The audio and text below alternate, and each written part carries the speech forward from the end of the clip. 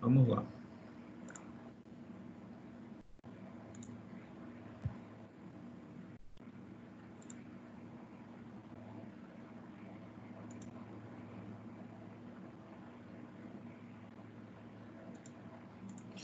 Então, hoje nós vamos falar sobre alteração quantitativa de leucócitos. Como a gente já falou do eritrograma, das doenças, das anemias que geram alterações dos parâmetros eritrocitários, né, como esses parâmetros são alterados, né? Falamos das anemias microcíticas hipocrômicas, das anemias normocíticas normocrômicas, e aí nós falamos do diagnóstico diferencial de cada uma delas. Hoje nós iremos ingressar no leucograma, né? E falar sobre como que o leucograma ele pode ser utilizado para a investigação clínica no diagnóstico de algumas enfermidades. É só colocar aqui o microfone. Todo mundo silencioso. Eu vi que vocês conversaram bastante, né? Então, está na hora de interromper um pouquinho.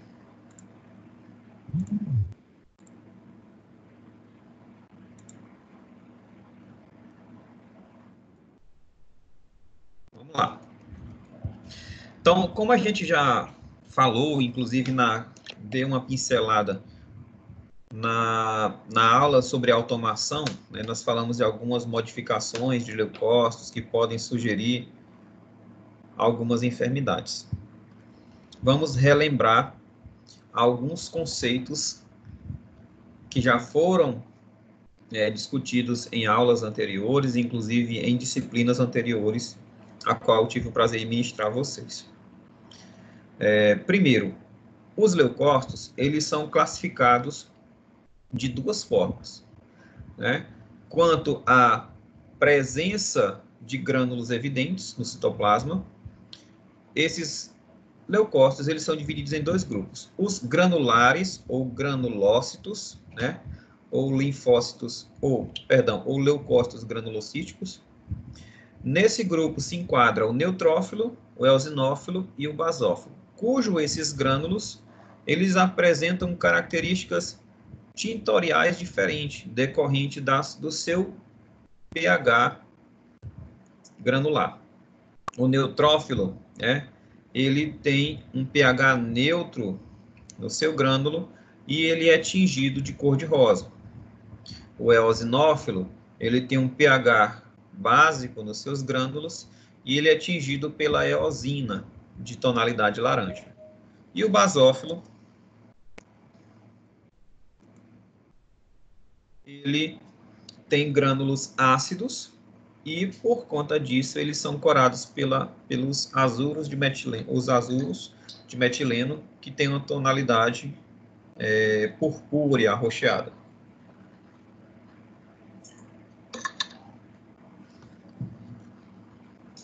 Já os agranulócitos, ou agranulares, ou leucócitos agranulocíticos, eles são leucócitos que não possuem grânulos evidentes, tá? Aí nós temos o monócito e o linfócito. E aí eu vou colocar um asterisco aí no linfócito, porque existe um linfócito muito bonito de se ver, tá?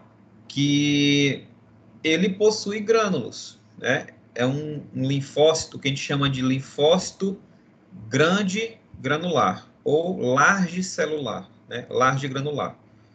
Esse linfócito, ele é um linfócito diferente dos típicos, né? Apesar dele não ser um linfócito reacional, ele não é um linfócito que foi ativado por um processo infeccioso, ele na verdade é uma célula NK.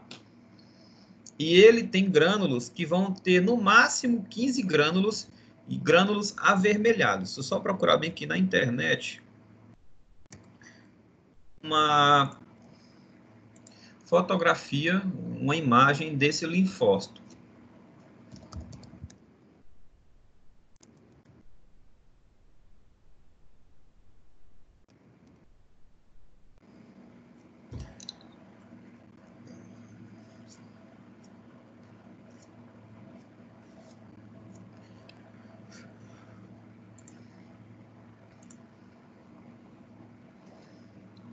Então, como eu estava falando para vocês, na hematologia, né, a hematologia ela não é uma ciência exata, como a matemática, por exemplo, né?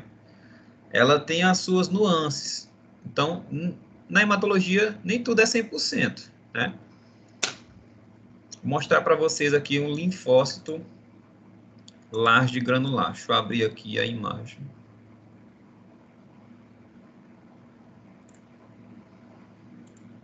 Aqui nós temos o exemplo aqui desse linfócito, ó. É um linfócito que ele é grande comparado com a hemácia, tá? Um linfócito normal, um típico, na verdade, um linfócito pequeno. O núcleo do linfócito é basicamente o tamanho da hemácia. Isso aqui é um linfócito grande e ele tem grânulos avermelhados, tá? Esse é o linfócito grande e granular. Então, dizer que todo linfócito não tem grânulo é uma inverdade, porque existe esse senhor aí, o linfócito grande granular, também chamado de linfócito large granular. Tá? Então, outra imagem bonita dele aqui, deixa eu botar. O computador está querendo travar. Ó.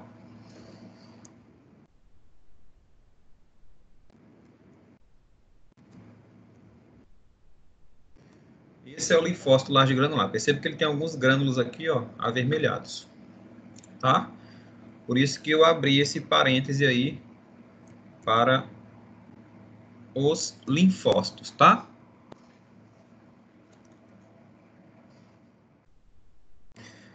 Esses mesmos leucócitos, eles podem ser divididos, apesar de ser os dois grupos, com os mesmos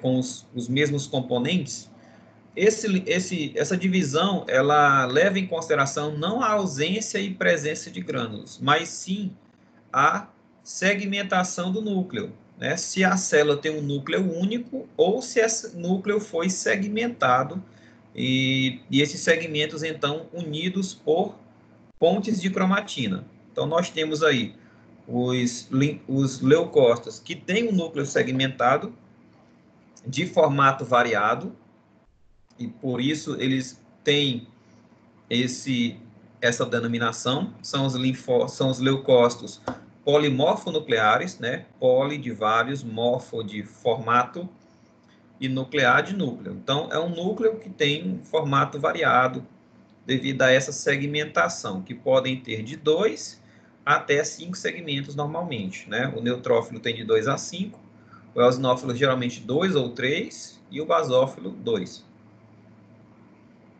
E existe também o grupo dos mononucleares, que são aqueles leucócitos que o núcleo ele é único, né? Não é segmentado. O monócito tem um núcleo único, porém esse núcleo ele é convoluto, ele tem irregularidades na sua borda.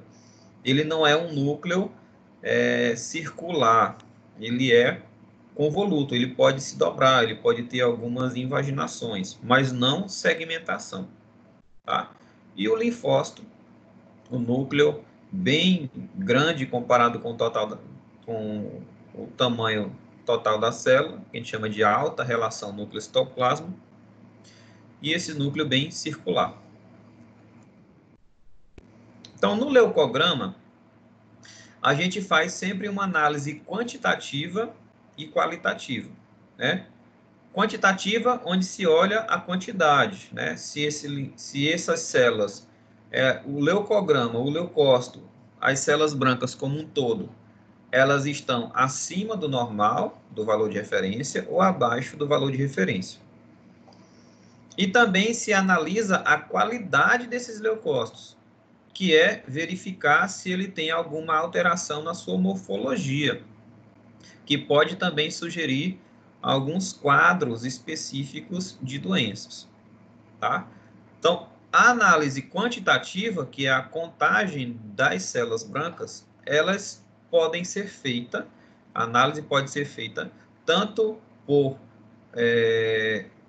de forma manual, quanto de forma automatizada. A contagem total dos leucócitos na forma manual, ela é feita através da utilização de um hemocitômetro, né? Também chamado de câmara de Neubauer. Você já tem familiaridade com a câmara de Neubauer, já viram. E existe também os equipamentos automatizados, né? Os contadores hematológicos automatizados. Então, a contagem global, né, total, sem levar em consideração a sua subclassificação, pode ter alterações, né, gerando um aumento de leucócitos, que a gente chama de leucocitose, ou uma redução do número de leucócitos totais, chamado de leucopenia, tá? Além disso, esses leucócitos, uma vez feita a contagem global, eles também podem ser feita a contagem diferencial. Nessa contagem diferencial, ou específica, ou relativa, ela analisa, né, a subclassificação do leucócito. Se ele é um neutrófilo, se ele é um eosinófilo, se ele é um basófilo, linfócito, monócito, a sua natureza. Manualmente, essa contagem diferencial, ela é feita por distensão sanguínea. Se faz uma coloração, uma lâmina, né, faz uma extensão sanguínea, né, um esfregaço, cora essa lâmina e depois vai analisar em microscópio.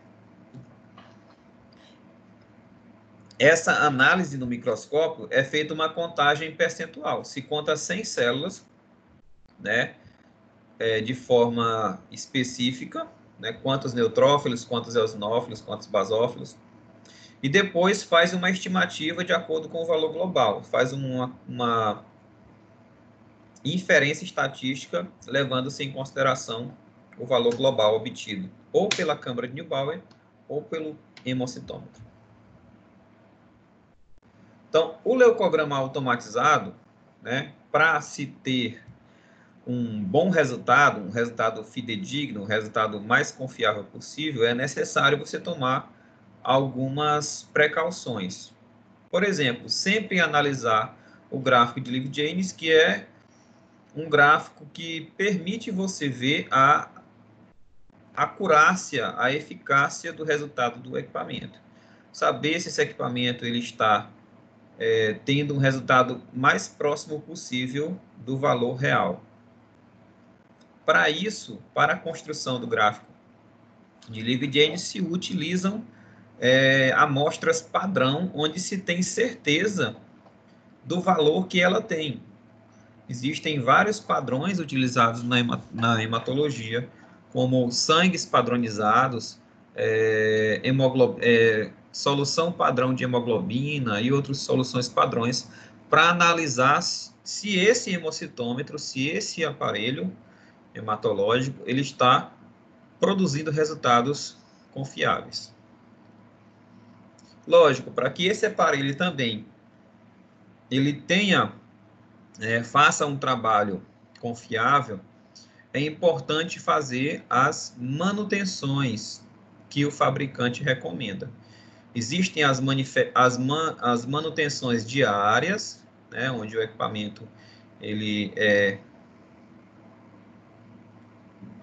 faz essa manutenção todo dia, geralmente ao início da rotina e durante a troca de turnos, né, quando o equipamento ele fica ligado 24 horas, em casos, por exemplo, de laboratórios dentro de unidades hospitalares. Então, a cada 12 horas, a cada troca de plantão, o analista clínico que recebe o plantão, ele tem, ou os técnicos de laboratório, eles têm por obrigação, né, é o que se espera, que ele faça a manutenção diária.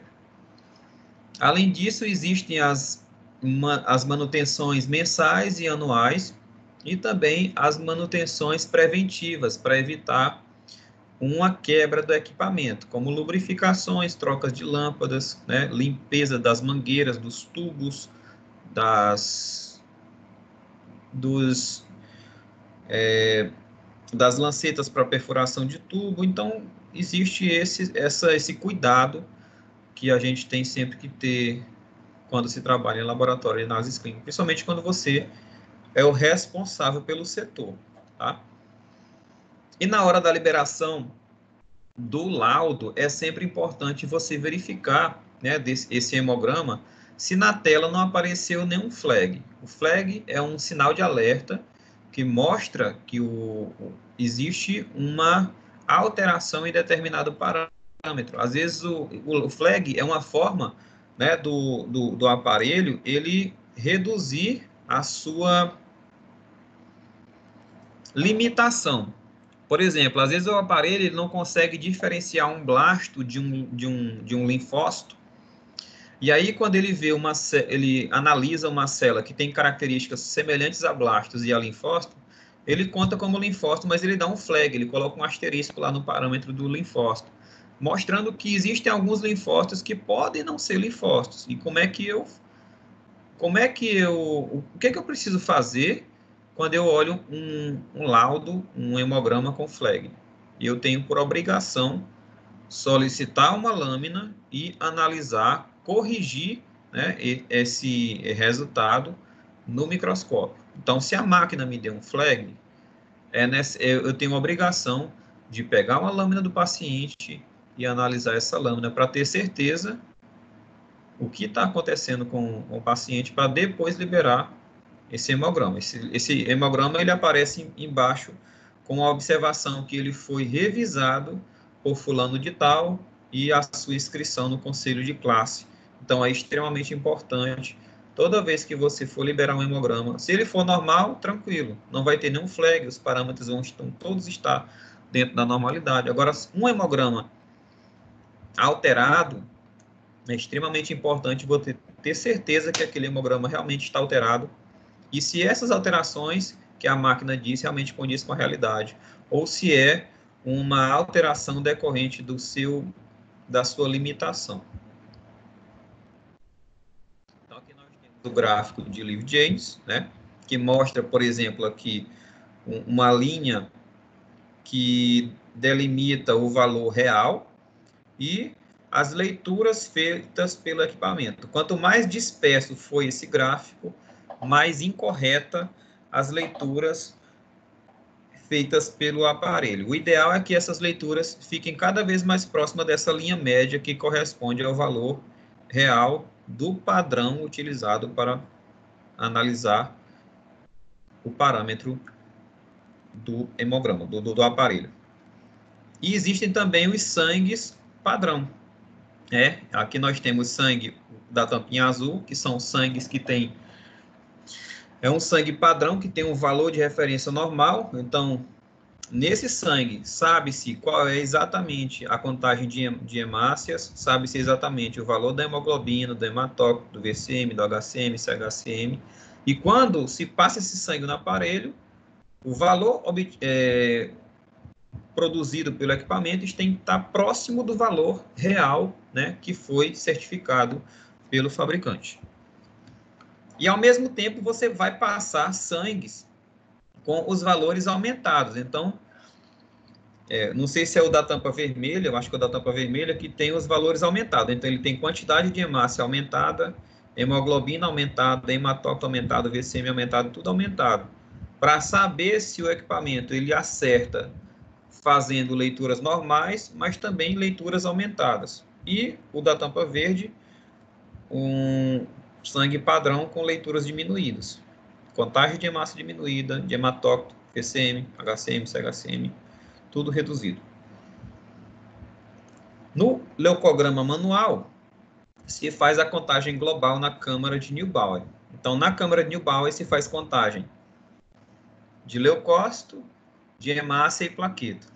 Na contagem de leucócito, se utiliza os quadrantes maiores, o L1, L2, L3, L4. E se faz, depois da contagem dos leucócitos nesses quadrantes, se soma o resultado e multiplica pelo fator de correção, que é 50, tá? Lógico, se o paciente ele tiver uma leucocitose muito importante ou uma leucopenia muito importante, a gente vai mexer na diluição do sangue do paciente para fazer uma contagem ideal. E quando há uma alteração na diluição, há também uma alteração no fator de correção. Então, normalmente se utiliza o fator de correção 50, mas esse fator de correção 50, ele é utilizado apenas quando a diluição é feita de 1:20. Ou seja, você pega 20 microlitros da amostra de sangue do paciente e dilui em 380 microlitros do líquido diluidor para contagem de leucócitos, que é o líquido de Turk. Tá? Mas, por exemplo, no caso de uma leucemia mieloide crônica, onde o paciente ele pode ter 100 mil leucócitos, 500 mil, casos que podem chegar até 1 milhão de leucócitos, essa amostra ela tem leucócitos em muito maior abundância do que uma amostra normal, então eu necessito fazer uma diluição bem maior do que 1:20, geralmente bota 1:200, e aí, consequentemente, o fator de correção não vai ser mais 50. Se eu faço uma diluição de 1:200, o fator de correção vai ser 500, porque quanto mais diluído, maior o fator de correção. Tá? Então, o fator de correção em casos de indivíduos normais, que tem a quantidade de leucócitos dentro da normalidade, se faz uma diluição de 1:20, o fator de correção 50. Em casos de leucocitose ou leucopenia, vai se fazer um reajuste, né, dessa diluição. Leucocitose dilui maior, a diluição é maior, leucopenia, diluição menor. Tá? Por exemplo, o paciente está fazendo quimioterapia. Então, ele tem uma quantidade de leucócito muito reduzida na circulação. Então, para eu fazer contagem de Neubauer, na câmara de Neubauer desse paciente, eu não vou fazer uma diluição de 1:20. Geralmente eu faço uma diluição de 1:5, né? E aí o fator de correção cai. Aqui é só exemplificando, né, a câmara de Neubauer. A contagem de leucócitos vai ser feita nesse quadrante L1, onde tem 16 quadradinhos. O quadrante L2, que tem 16. O L3, 16. E o L4 mais 16. Soma o total de leucócitos encontrado nesses 4 quadrantes e multiplica pelo fator de correção, como eu já falei, em indivíduos normais a 50. Essa câmara de Neubauer, esse quadrante primário, né, ele tem 1 milímetro. Então, daqui para cá, né, a largura desse quadrante L1 é 1 milímetro. E o comprimento desse L1 também é 1 milímetro. Tá? E a altura da lâmina para a lamínula é 0,1 milímetro. Então, o volume de um quadrante desse é 0,1 milímetro cúbico. E esse valor desse volume entra no cálculo do fator de correção. Então, para se fazer uma contagem global, é importante você saber fazer a contagem na câmara, tá? E usar o fator de correção, o líquido diluidor ideal, tá? Aprender a executar a técnica de maneira correta. E para fazer a contagem diferencial de forma manual, você precisa obter uma lâmina, né? Uma amostra ideal do paciente.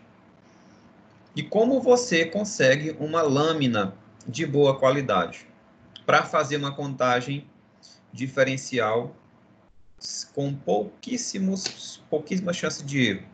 Primeiro, você precisa fazer uma boa extensão sanguínea. Então, uma boa extensão sanguínea, ela tem algumas características a serem obedecidas. Como, por exemplo, todo bom esfregaço, ele tem que ter um início, um meio e um fim. Essa cauda, esse final, ele tem que terminar de maneira reta, linear. Tá? Nessa figura aqui, o término da extensão não foi boa, porque ele ficou aqui ondulado. Todo esfregaço ideal, ele também tem que ter uma borda lateral. E tem que ter uma região aqui do arco-íris, ou alguns autores chamam de prainha, né, porque parece uma onda do final da praia, enfim. Na hematologia se utiliza muito a imaginação também. Então, para você fazer uma contagem ideal de leucócitos, você precisa fazer uma boa extensão, ter uma boa coloração e contar leucócitos na região ideal de leitura. Às vezes eu vejo muitos alunos mandando mensagem para mim, ou até colegas profissionais, me mandando foto da lâmina, né, perguntando que célula é aquela. E aquela lâmina, a foto foi tirada na região de leitura da lâmina, que não é ideal. Como é que eu sei que a imagem não é na região ideal de leitura? Através do posicionamento das hemácias.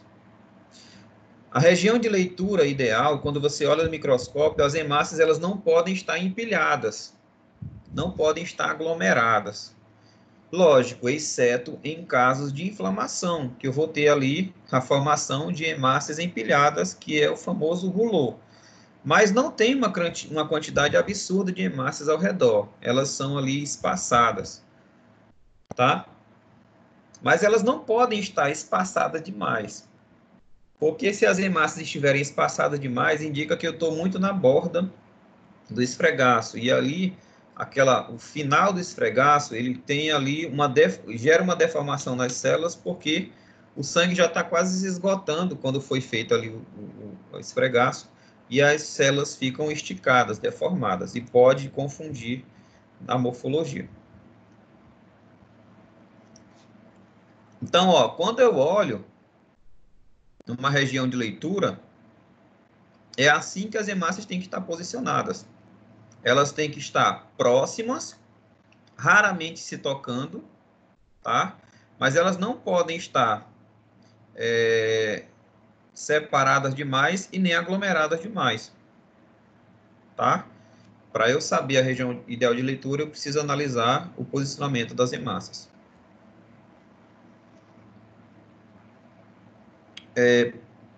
E qual o corante ideal para fazer coloração? Muitos laboratórios utilizam o panótico rápido. O panótico rápido pode ser utilizado? Pode, tá? Mas é sempre bom ter um outro corante junto com o panótico. O panótico ele é bom para fazer contagem de hemogramas comuns, né? Hemogramas normais, em pacientes, na maioria dos pacientes. Mas em alguns pacientes que têm suspeitas de leucemia, que têm suspeitas de algumas alterações de leucócito, é importante você fazer uma coloração mais especializada, como o May-Green, como o Giemsa e como o Wright. Essas colorações, elas têm uma maior qualidade e facilitam a visualização de inclusões no leucócito, tá? Facilitam, por exemplo, a análise dos grânulos com perfeição, a cromatina, se é uma cromatina densa, se é uma cromatina frouxa, e a presença também de bastões de Auer ou de outras inclusões, como corpos de fibra. Então, analisando o leucograma, né, de forma específica, o paciente ele pode apresentar alterações na quantidade de neutrófilos, né? O aumento de neutrófilos é denominado de neutrofilia e a redução de neutrófilos é denominado neutropenia. Pode também haver a alteração de eosinófilos. O aumento da quantidade de eosinófilos circulantes é chamado de eosinofilia e a redução de eosinófilos circulantes é chamado de eosinopenia. A alteração na quantificação de basófilos, como o aumento, que é chamado de basofilia, e a redução, chamada de basopenia, tá? Por que não tem basopenia no slide, professor? Porque a basopenia, ela é detectada por alguns poucos contadores hematológicos, né? Os contadores hematológicos mais sofisticados. E essa basopenia, ela tem algumas poucas doenças que podem sugerir essa basopenia. como até condições fisiológicas como gravidez e ovulação. A alteração dos números de monócitos, como monocitose, que é o aumento, e a monopenia ou monocitopenia, que é a redução. O aumento do número de linfócitos, que é a linfocitose, e a redução, que é a linfopenia. Vamos falar um pouquinho dessas células brancas, né? Os neutrófilos. Os neutrófilos são células brancas que têm citoplasma abundante. É uma célula de tamanho médio. O núcleo é segmentado de 2 até 5 segmentos. Ele possui grânulos no seu citoplasma de dois grupos, os grânulos primários, que são raros e têm a tonalidade roxa, e os grânulos específicos ou secundários, que têm a tonalidade cor-de-rosa, né? Essas células têm a capacidade de fazer fagocitose, né? Principalmente bactérias, tanto é que ela também é chamada de microfago, né? Fazendo ali um contraponto ao macrófago, né? Então, o neutrófilo é chamado de microfago ou micrófago. Eles se movimentam através da projeção do citoplasma, através da formação de pseudópodes. E o citoplasma, que eu já falei, ele tem granulação fina e neutra. Nós fazemos aí também uma observação importante, porque esses neutrófilos, eles podem apresentar uma condensação de cromatina do cromossomo sexual X. Isso acontece só em indivíduos do sexo feminino.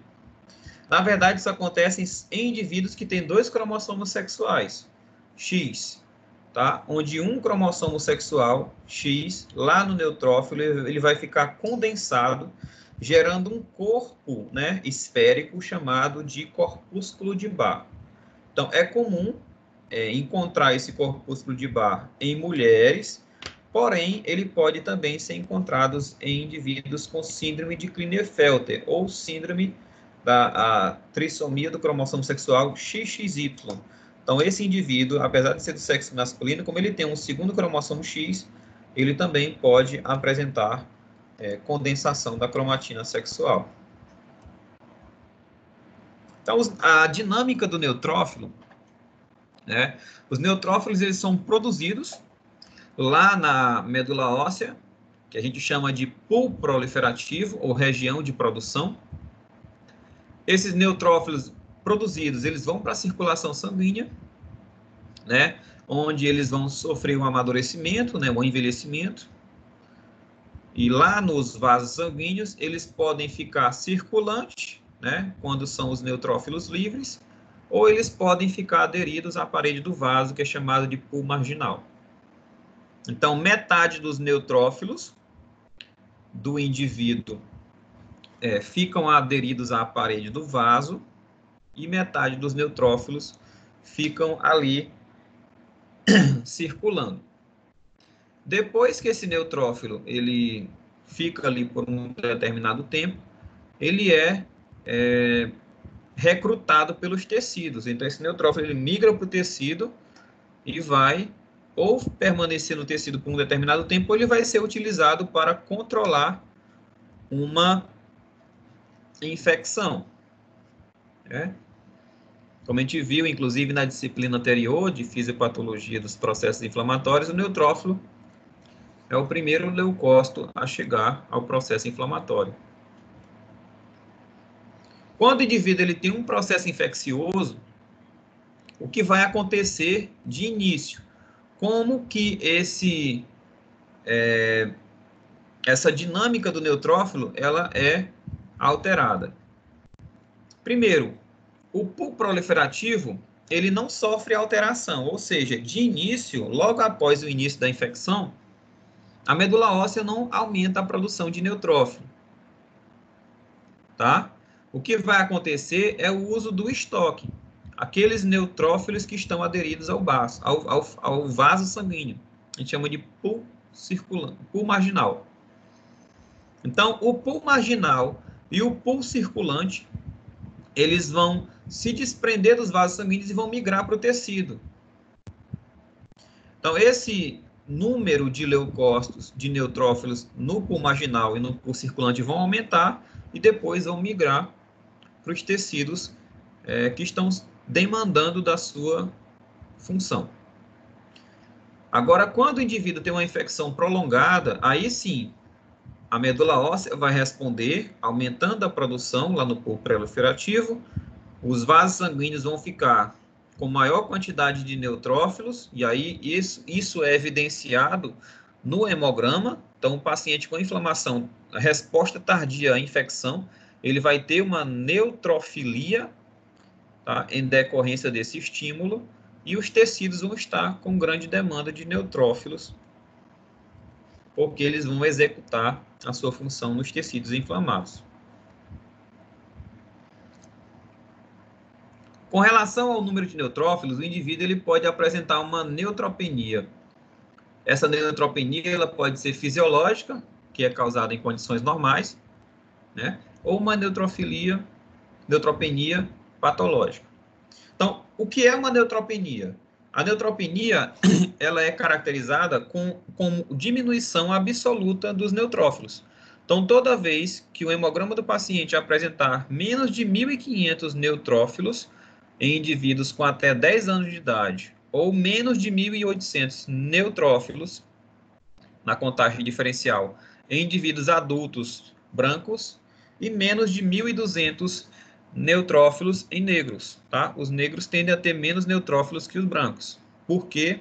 Eu não sei te explicar. Mas é comprovado que os indivíduos afrodescendentes têm menos neutrófilos que os indivíduos de cor branca. Então, se considera uma neutropenia grave quando há uma redução de neutrófilos abaixo de 1.000 neutrófilos. E o que pode ocorrer? Como a gente já viu a dinâmica do neutrófilo, que ele é produzido na medula óssea, que é estocado e amadurece, é estocado e armazenado, amadurece e é estocado no sangue periférico e depois é utilizado no tecido, o que pode gerar uma neutropenia ou é um problema na medula óssea, ou é um problema no sangue periférico, ou um problema nos tecidos. Qual condição pode gerar uma neutropenia na medula óssea? Redução da produção. Então, se a medula óssea, que é o pulmão proliferativo, ela tiver uma dificuldade de produzir neutrófilo, como consequência, ele vai ter menos neutrófilos na circulação. Tá? Outra condição é a alteração do sangue periférico. Então, se os neutrófilos que estão na corrente sanguínea, eles se aderirem mais ao vaso do que o normal, aumentando o pool marginal, reduzindo o pool circulante, ele pode ter uma neutropenia aparente, que é uma condição que pode acontecer em alguns indivíduos. Quando você coleta o sangue do paciente, o neutrófilo analisado é o neutrófilo circulante. Então, se a medula óssea dele produz neutrófilo em quantidade normal, porém, quando ele chega no vaso sanguíneo, ele fica mais aderido do que circulando, isso vai repercutir no hemograma dele. Ele vai ter uma neutropenia, não porque tem pouco neutrófilo, é porque a maioria dos neutrófilos estão aderidos ao vaso. Isso acontece em algumas condições específicas, que nós iremos falar mais adiante. E o indivíduo pode também ter uma neutropenia quando o tecido demanda de mais neutrófilo que o normal. Então, em processos infecciosos, logo no início, muitos neutrófilos eles acabam desviando da circulação e indo para o tecido. E durante esse período, esse curto espaço de tempo, o indivíduo ele vai ter uma neutropenia, né? Lembrando, o hemograma ele analisa o neutrófilo circulante, tá? Às vezes o indivíduo ele tem uma neutropenia por desvio do número de neutrófilos da circulação. Ou ele está sendo produzido pouco, ou ele está indo rapidamente para o tecido inflamado. Então, problemas que afetam a medula óssea que pode gerar neutropenia. Lesão na medula óssea. Então, se aquela medula óssea está doente, ela está lesionada, ela está comprometida, isso repercute numa produção de menor quantidade de neutrófilos. Ó, o que pode gerar uma lesão na medula óssea? Alguns medicamentos, como antibióticos, antihipertensivos, uma série de medicamentos podem ser tóxicos à medula óssea e reduzir a sua função, dentre elas a produção de neutrófilos. Radiações, né, indivíduos que fazem radioterapia, agentes químicos, né, intoxicações com benzeno, com clorofórmio, doenças reumáticas, infecções virais, como hepatite, rubéola, mononucleose infecciosa, infecção bacteriana, como Mycobacterium tuberculosis, tifo, paratifo, brucelose, e também doenças infiltrativas, né? Um câncer, por exemplo, que as células sofreram metástase e migraram para a medula óssea. Lá se multiplicaram e geraram compressão da medula óssea, e essa compressão da medula óssea gera uma alteração fisiológica. E também fibrose medular, né? Quando os fibroblastos eles produzem fibra demais na medula óssea, e isso acaba também agredindo, né, comprimindo a medula óssea. Ou pode ser também um defeito na maturação. Lembra que as células da medula óssea, para se multiplicarem, precisam de quantidades normais de vitamina B9 e B12, tá? Para produzirem executarem as suas mitoses, que são importantes no processo de proliferação e maturação e diferenciação. Então, deficiência de vitamina B9 e B12, assim como algumas neoplasias, alguns cânceres da medula óssea, algumas leucemias, né?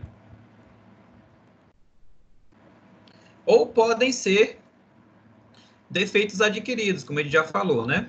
Fármacos que são tóxicos à medula óssea, como antineoplásicos, podem desencadear defeitos imunes.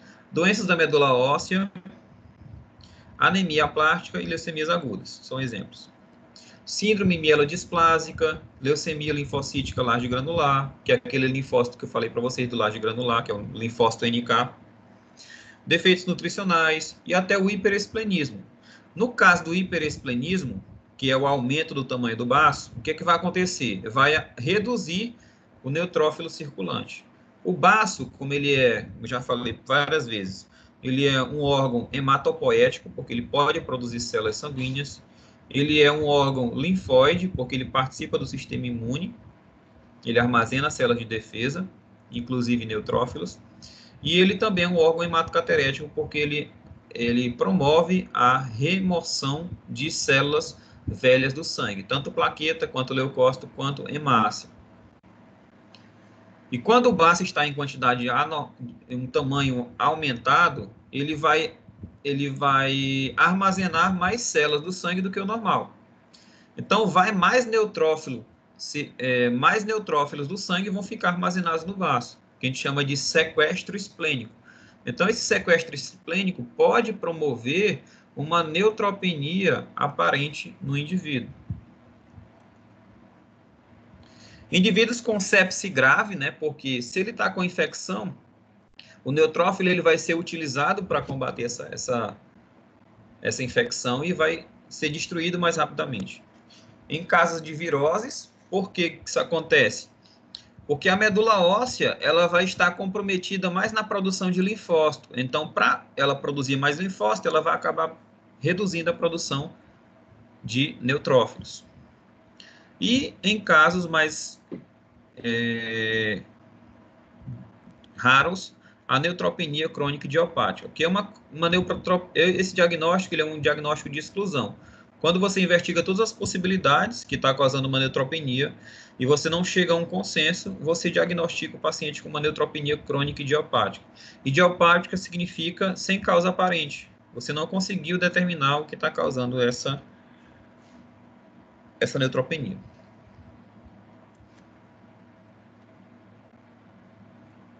Tá?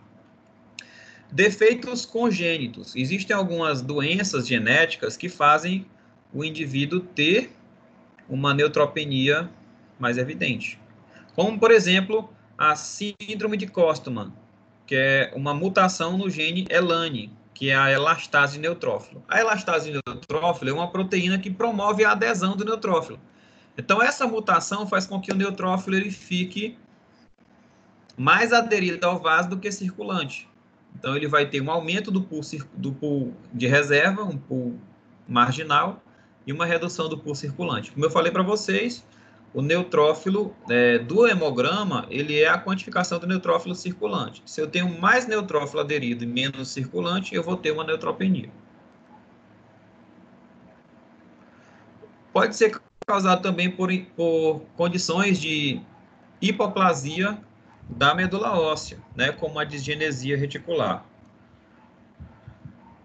A outra condição que gera uma medula óssea hipoplásica é a síndrome de Schumann-Diamond-Oski, né, que é uma hipoplasia específica dessa condição que vai gerar também uma neutropenia. E, como eu falei, a neutropenia crônica idiopática, que é um critério de exclusão. Mas tem outros defeitos também que geram uma neutropenia, como deficiência de transcobalamina 2, síndrome de Chigiaque-Higashi, síndrome de Griselle, tem síndrome também de IgM hiperimune, que é uma deficiência do CD40 ligante, que é um receptor de neutrófilo. E também defeitos na destruição e renovação. Quando o neutrófilo ele é desviado para o tecido mais rapidamente, e isso reduz a quantidade de neutrófilo circulante. Pode ser causada, por exemplo, pela neutropenia neonatal autoimune, neutropenia autoimune associada à artrite reumatoide. Então, aqueles neutrófilos eles acabam migrando em maior frequência para o tecido, né, devido ao defeito à doença autoimune. E outras condições, como síndrome de Feld, lúpus eritematoso sistêmico. A neutropenia pode ser causada por uma infecção, né? Uma infecção tecidual promove a migração do neutrófilo em maior frequência para o tecido. E uma neutropenia causada pelo hiperesplenismo, que eu já falei.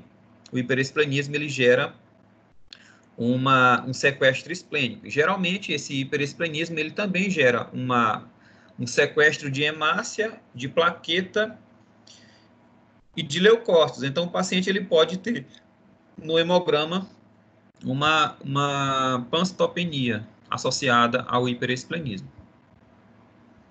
E existem vários medicamentos que também podem gerar redução do número de neutrófilos circulantes, ou sendo agressivos à medula óssea, ou aumentando a adesão periférica dos neutrófilos. E também gerando uma migração do neutrófilo circulante para os tecidos.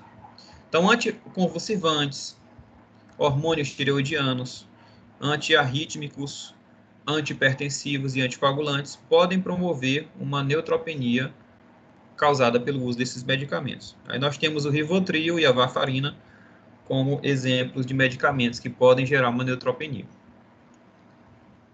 Antagonistas da histamina, antihistamínicos, diuréticos, antihipertensivos e antihipoglicemiantes orais, né? Como aí nós temos antidiurético, a furosemida, que é um diurético potente de alça, polaramine, que é um antihistamínico, e a glibenclamida, que é um hipoglicemiante oral.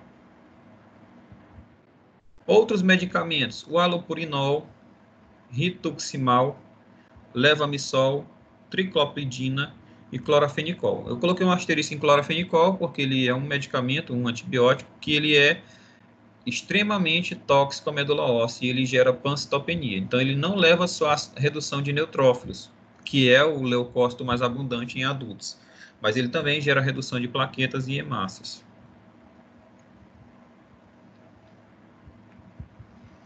Então, outra condição que gera neutropenia é a alteração no sangue periférico, como a gente já falou, né?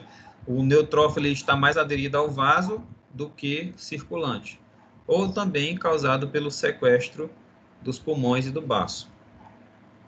Então, isso acontece quando o neutrófilo ele fica mais aderido ao vaso, né, o aumento do pool marginal, e menos na circulação. A gente chama de pseudoneutropenia.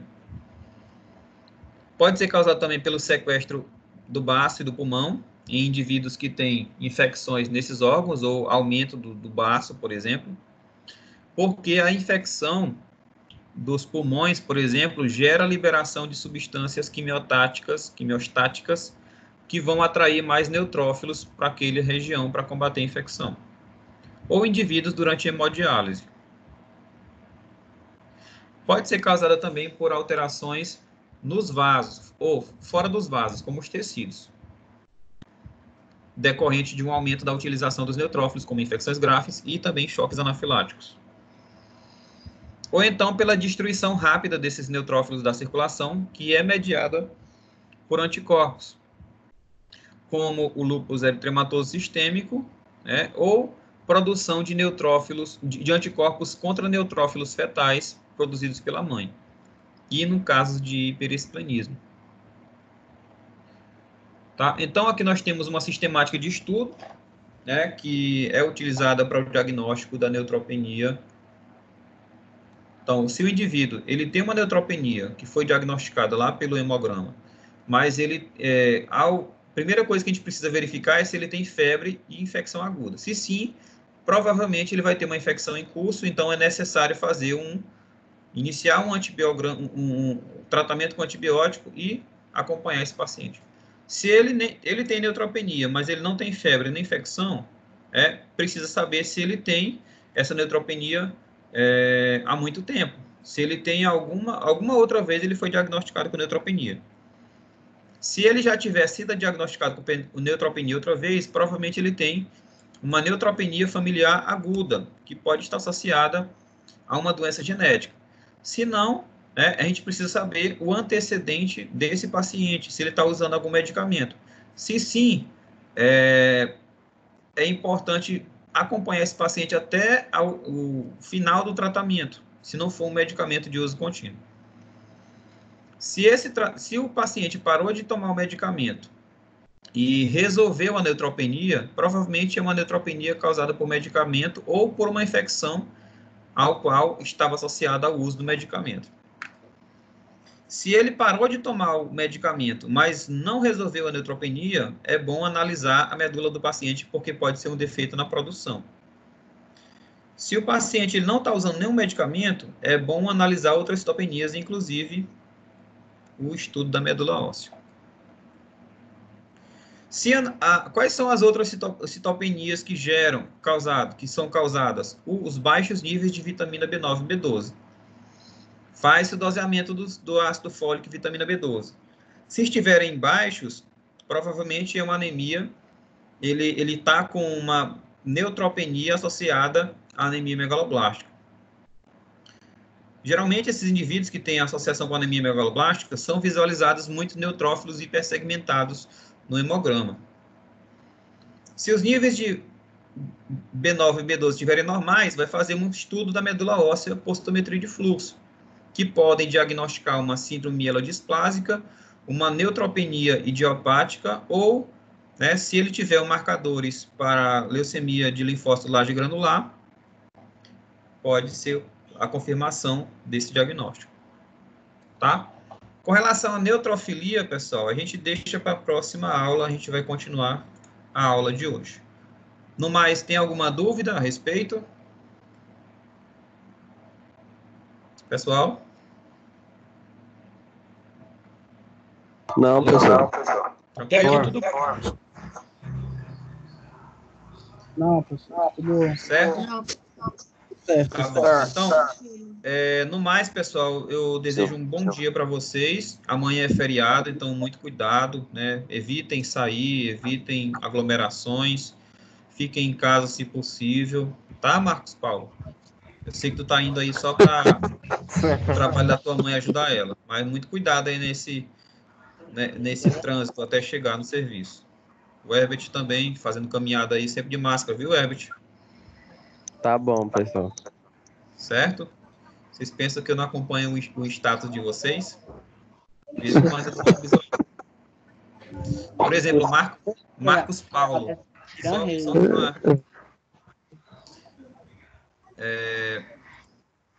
rapidinho aqui. Mas eu tô